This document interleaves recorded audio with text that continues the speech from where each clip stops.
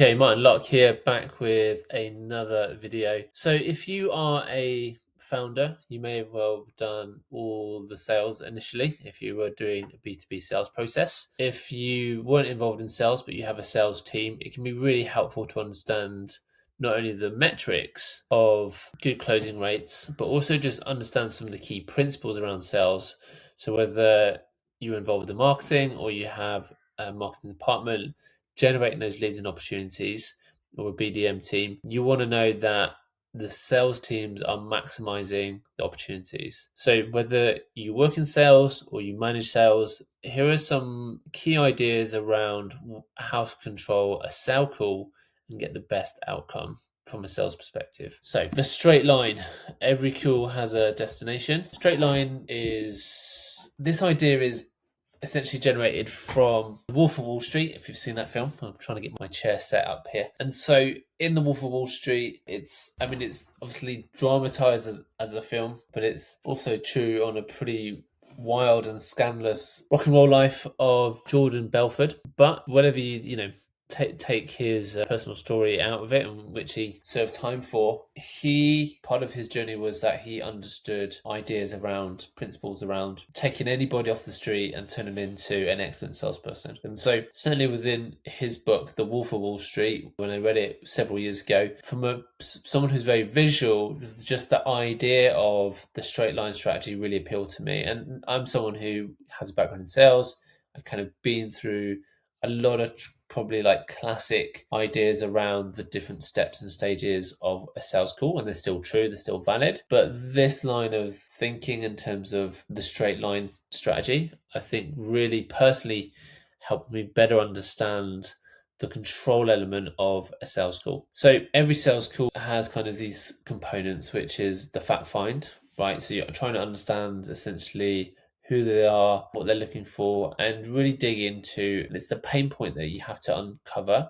You need to uncover it enough so you're able to amplify it throughout the call, so they'll be motivated to want to solve it. So once you kind of do that fact find and you've understood all that information, you start to get into a pitch environment where you tactically deliver the features and benefits and outcomes of what you're selling, relying to the fact find that you've just discovered. And so you're able to talk about how that solution that you're offering on the call is going to solve the pain point that the person is motivated to solve. The next step then is any objection handling or clarifications, and then the close. And so the straight line is basically all about, imagine kind of a barrier where, a bit like a bowling barriers, basically, that if you kind of go outside of the lane, you're going to go into the gutter and the ball is out of play.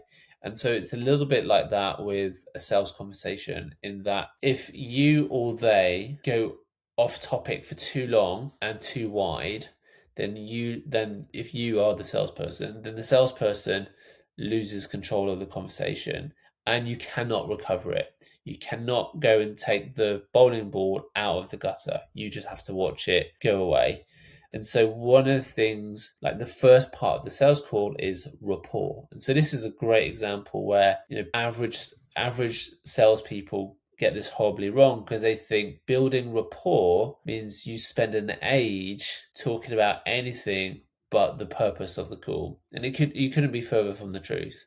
The more you do that, the quicker you make the call irrelevant to everybody. And so as you kind of go through the information around, let's say, pain point, one of the things that the salesperson needs to be mindful of is, if they talk about the pain point and they go onto stories which are irrelevant or in too much detail, where they're not amplifying the emotion, they're just kind of just running a story in their head, then that needs to be controlled so the conversation can move forward and those connecting bits can stay true. So for the salesperson, when the salesperson is getting into the pitch, if there's not a rhythm to the conversation and that they're not providing the right amount of information, then it's going to feel like a feature dump or an over explanation, and they're going to lose the interest. And at the end point, you've got the next step, decision or agreed follow-up. Again, kind of maybe avoiding this, or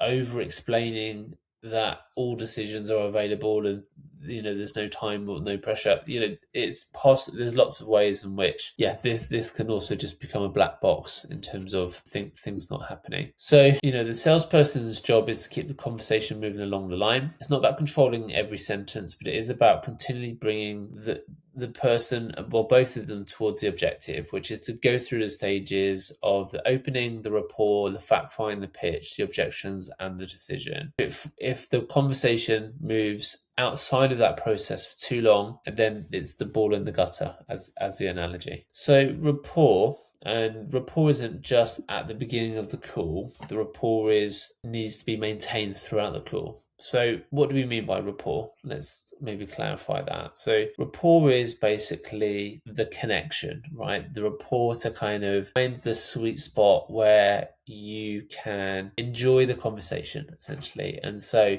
there could be definitely some humor, some positivity from the salesperson, maybe some self-depreciation in that humor. It could just be an upbeat attitude, but all of that needs to be kind of understood with the other person. And so it's about being in sync. And so a way to think about this is kind of energy waves or radio station waves. And so what you're trying to do is, let's start with the prospect. So you can phone a prospect, whether they're cold call or they're showing up to a call, doesn't matter. Let's imagine that there's an emotional readout of, and then on the very right, highly positive. And so how do people talk when they're depressed? Well, generally slow, low in low body language. The use of words and descriptions is quite negative. And then if you take someone who's super excited, well, how do they talk? Well, eyes are big. Maybe they're almost so excited it's a bit too fast. So this the energy wave, if you like, is speeding up here. And so a salesperson needs to find somewhere in that middle, kind of to the right side of positivity, but not too far that they're so excited that they'll kind of jump off the cliff. And what actually happens in real world is you think, oh great, I'd love to have really excited people who just want to buy. What happens is that if they're so emotionally driven and they don't engage the rational part of the sales, they'll be super excited, they'll make a purchase, it'll be 100% emotional, and then the next day they'll try and cancel because their rational brain kicked in. Those emotions can't stay like that for 24 hours most commonly, and so they have another big emotional reaction of doubt and fear of making a mistake. And so you don't want someone who's so emotionally volatile that you can't trust their decision. What you want is someone who can rationally buy into all the logic that you build through a sales call and emotionally build momentum from, wow, this pain point is really frustrating, but they're actually anticipating and excited about identifying a solution that they can see works for them. And that's perfect because you're setting them up to make a decision, you're setting them up for success, but you're not overselling on whatever the journey is going to look like. There is no silver bullet or golden bullet in anything in terms of product and services. And so you want to have that sweep. And so coming back to the idea of being in sync, you then have the emotional set point of the person joining the call, and the salesperson's job is to build rapport with those tools, chit chat, connection maybe with where they're from. Oh great, I've got a family down there, or I've traveled down there, or rapport is just about connection and love, essentially. And so finding things to connect about could be sports, right? Could be you've got a great team and I've got a horrible team, but for better for worse I support them, and they can have a joke about your team, for example. What you're trying to do is find that slight bit of joy that they can grab onto, and then it's like a hook. The moment you've got a little bit of the right type of humor, because part of the opening, and Jordan Belfort I think uses the expression "sharp as a tack," which always stuck with me, is you want to also be landing in the first 10 seconds this impression that you are highly intelligent, highly professional, highly knowledgeable about the subject matter that you're there to discuss. You need to have those clearly wrapped in together, and so there's this sense of the first thing a person needs to clarify in their head is, can I trust this person? And so professionalism is how you build trust. And so you can't have any humor which would question your professionalism. So there's also a dance there between being informal and being formal as well. And so to wrap all of this up, what a salesperson's job is in that initial opening, and their job is to coach that person into a good feeling place where they can now have a productive conversation. And so you might think, great, well I know my salespeople can listen. So what does Martin mean by that? In that sales process, we talked about the fact find is about understanding the pain. Well, for two strangers to meet and there's a bit of rapport, the salesperson has bought, depending on how good that rapport building is, how good they are in terms of professional representation, has bought a little bit of trust. That trust doesn't mean that a stranger is now going to open up their deep wounds. Why are you here, John? And John says, well, I'm here because I think AI can save us some administration work, basically. And so if we can do that, then, I think that would be good. And so he's honest, right, in that if he's maybe speaking to an agency that can provide AI solutions. Okay,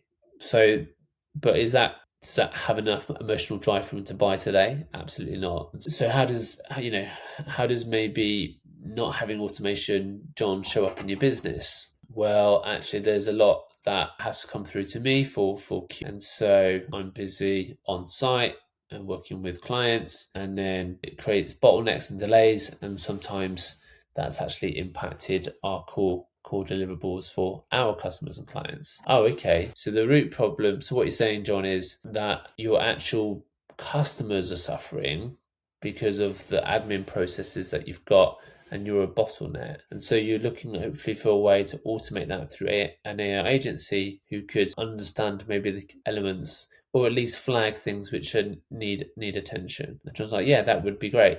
Okay, emotional consequences. John, so what happens when this goes really awry? Client gets upset. Okay, how does that make you feel? I hate it. All right, so, and all of a sudden, right, the salesperson is getting into some really strong emotional data. And then what are the commercial consequences?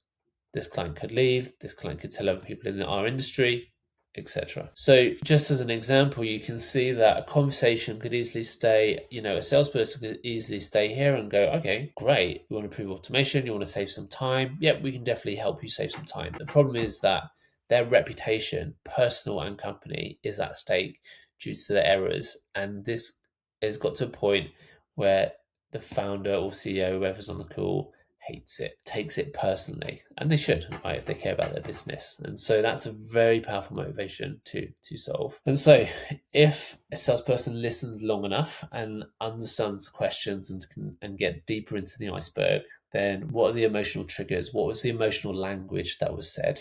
If there wasn't any emotional language said, like frustrated or hated, then there's no emotion to amplify. So what questions need to be asked for those to come out? And then consequences. What are the consequences of it remaining the same or not taking any action? And those are the things which clearly spell out, for the prospect and the reasons why they need to move forward and not delay it. The whole purpose of the straight line concept is that the job is for the salesperson to move the conversation forward. And so in the straight line process or theory, I think Jordan calls it loops. And so you loop round objection one and loop one, and it stays within, again, the parameters of not too far. So again, on a loop, you're going off the line, and as you go off the line, you're doing these three things: acknowledge the problem, acknowledge what's being said, may not be a problem, acknowledge what's being said, clarify it with logic, resolve it, and then move forward. And so each objection is like a roundabout, you might say, where you just go around, look at the scenery, but you're coming back on the track. And again, this is a critical component where it's I think sometimes salespeople think it's about squashing an objection, pushing it back, ramming down the features and benefits harder, to that. And it's a process where you just work it through, and then as it releases or resolves, then you move on forward. And generally if you've done a good job so far, there might be one or two of those. And really, they're clarifications. I'm not even sure. Often, they're not even objections, they're clarifications. And then the sell is, you can be assumptive in that. You've arrived at your destination, which means you've closed. And so it's just a kind of the next logical step. And so, an example here of kind of the acknowledge, clarify, resolve, move forward would be, say, a prospect says, sounds great, but I just need to check with my partner. That could be a marriage partner, could be business partner, pretty common. And as a line, as an objection, it's really an excuse. Actually, what's happening there is a bit of an excuse. So they're slightly afraid to make a decision, and so they're putting it on this need to go speak to someone else. Salesperson says, sure, totally understand that. It's important to check with the right people. So that's the acknowledgement. Then the salesperson clarifies it. Let's say it's a business partner. You obviously built a strong relationship with your business partner, or you wouldn't be partners. That's probably fairly obvious. I'm assuming you trust each other's decision, right? And your judgment. And they're obviously going to say, yeah, absolutely. And just how long have you been business partners for? 8 years. Okay. So you a lot of decisions independently. Is that right? Yeah, that's right. And so, do you always run every decision past each other, or is it mainly the bigger ones? And they might say, okay, just the big ones. In order to kind of get things done, we have to make our own decisions. Okay. And then they can kind of clarify it with something like a couple of different ways. So, if you think of all the big decisions that you've had to make together, would you call this a big decision? Like out of scale 1 to 10? And maybe it really isn't. It's like, no, probably not actually. I mean, this is probably just a 3 or a 4. We just need to get this fixed. Oh, okay, great. Well, if it's only a 3 and 4, it sounds like your business partner trusts you to make those type of decisions, and you've got a good track record with him. Maybe you could accelerate getting to the outcome that you want and make a decision today. How would that work for you? Or you can do it another way of, somewhere along those lines of I'm sure if you haven't, how many times have you made the wrong decision? And often the ego kicks in, right? Well, rarely ever. Okay, and your partner trusts you on that. Yeah, absolutely. That's why we're partners. Okay, and maybe you've got a guarantee on the sales pitch. So we have a 100-day money back guarantee. So for any reason that you're not loving this, we will give you the money back, no quibble. But by the sounds of it, John, you have a very successful track record with your business partner making smart decisions. So I'm pretty confident to say, if this makes sense to you, it makes sense to your business partner. What are your thoughts on that? Oh yeah, okay, yeah. Maybe when you put it like that, it's true. And you've also just resolved the fear with a guarantee. And why do you have guarantees in a funnel or in a sales pitch? Is to address the fear of making a wrong decision. And so that's just an example of hearing a objection or something dressed like an objection. Often it's just a fear, and going through the acknowledge, clarify, resolve, and move forward process. So this is how it happens, as I said, in those loops. So clarify the concern, you loop back and understand it, then reconnect it to the original problem. So remind them of why they're there. You've got they've got an opportunity to find a solution because it's been identified on the call, obviously, and then clarify that uncertainty and remove it. And as you do that with each loop, if they're not a tire kicker, they're a good fit, good ICP, have a genuine problem, have a general need, and you have a solution that fits, you should only see 2 or 3 loops, and then you've got a close. So those are some of the sort of key ideas about controlling kind of the key bits of the straight line journey in sales. I want to talk a little bit about the first 10 seconds. This is so critical in marketing. It's very critical in sales. You've got less than 10 seconds in marketing to get someone's attention, just because of the way that the speed of sound travels in terms of speech and how we hear it. You have about 10 seconds on a call, especially if it's a cold. And I've done a lot of cold calling in my time. I used to do it as that was my job. It worked in advertising sales. And it was the bit I actually loved the most, because as in the first 10 seconds, because I understood the first sentence or 2 sentences that came out of my mouth was the make or break of the whole activity. If I didn't get that right, I was going to be dialing someone else. And so I understood the importance of those first 10 seconds. And what normally happens on a call. So a generic cold call might say, "Hi, how are you today? My name is, I'm calling from X company," right? And so don't know your name, instantly forgettable. There's no pattern interruption. So it's a pretty standard way to introduce yourself. People switch off. And I've experienced this in the last week or so.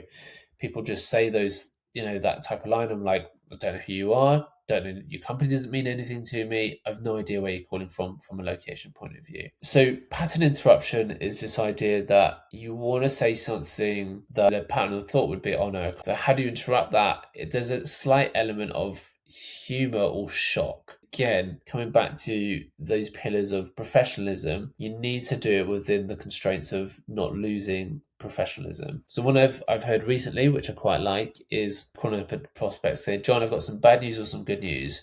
Which one do you want first?" That is a great pattern interruption because a stranger phones you up and they've got good and bad news for you. You don't know who they are. Who is this messenger of good? And also, all of a sudden, this person needs to make a decision about two unknowns, good and bad news. They say the bad news. All right, the bad news, John, is this is a cold call. The good news is that it's a really well researched, and so that's a really good example. Jordan Belfort, again, probably in videos, certainly in the book, talks about tonality on this, and he might have, he did sort of build training cadence around name, company, and location, but he would get the salespeople to say each one like a question, as in like, if I said, this is Martin Locke, like, you should know who I am. I'm calling from Monkeybox Media, like, you must have heard of my company. Okay, I'm calling from London. Obviously everyone's heard of London, right? And so, all right, and so the idea is that you just keep building these questions like, okay, okay, London. And so what they're really agreeing to is that they know London, but it sounds like they've just given you permission to carry on talking because they've acknowledged all three parts of you. So it's quite a clever way to kind of stack almost that a generic intro sentence to a point where you actually get a yes, which is a permission to speak. My favorite personal tactic, and that's just a reflection of my personality, is humor.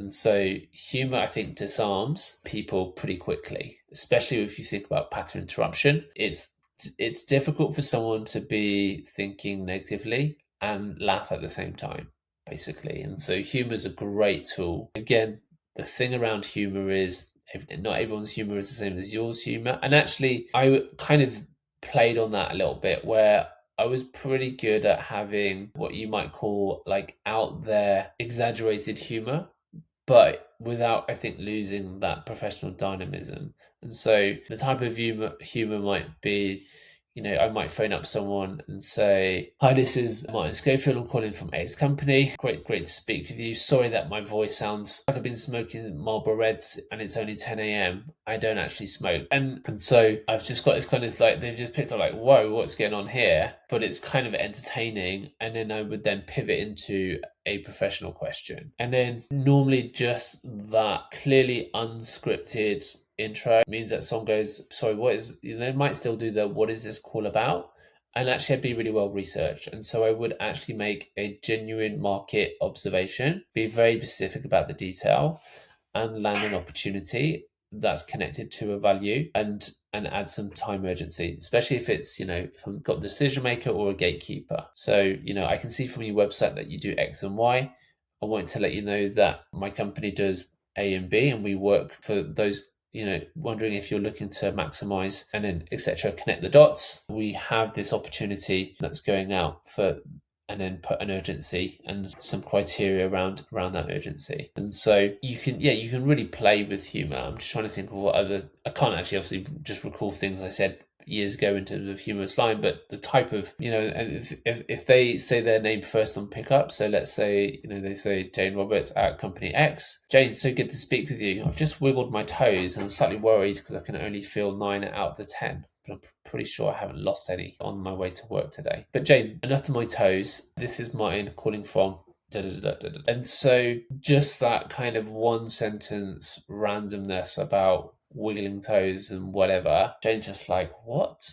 Pattern interruption. She's not. She's disorientated almost by that sentence, and due to that disorientation, I'm able to help her get orientated with why I'm calling, who I need to speak to, and the purpose of my call. So, just to recap on this and the purpose of a good sales call, you want to control the conversation, not the prospect. Yeah, you're not trying to be louder than them. A real high quality salesperson is essentially a brilliant coach, because there is no difference between a coach and a salesperson in my mind. What does a coach do? A coach asks quality questions to elicit the person they're coaching to become more self-aware about something. Exactly what a salesperson does. Going back to that quality of listening, they get depth of answer when they ask a quality question. So as a recap, salesperson needs to know the straight line. Every conversation, every part of the conversation has a destination to the next part of the sales call. 2, they need to find their alignment and that conversational frequency. Now, you don't need to be humming and laughing at each other's jokes from the get-go. You just need enough pickup so the engine can start. And then again, this is a balancing act and this is why great salespeople are great coaches, is because they need to deliver factual, rational information and keep slowly stoking the fire emotionally, and so that person can move to a motivated, driven experience without being overexcited. You then have the opportunity to think about humor and disarming it, but meet that balance with competence. You also need to always move forward when you get to objections. Use the principle acknowledge, clarify, resolve, and then progress. Use those objections as loops, and so it's a scenic roundabout, but the aim is to go back onto the road as quick as possible. And just always remember that the first 10 seconds are the most critical 10 seconds, because if you don't get the first 10 seconds right, there likely won't be another 10 or 20 minutes you need to actually complete the journey. So those are my thoughts on what makes a great salesperson. Let me know if you work in sales or if you have a sales team, and if you found this useful. I'd love to hear your comments down below. Thanks for watching.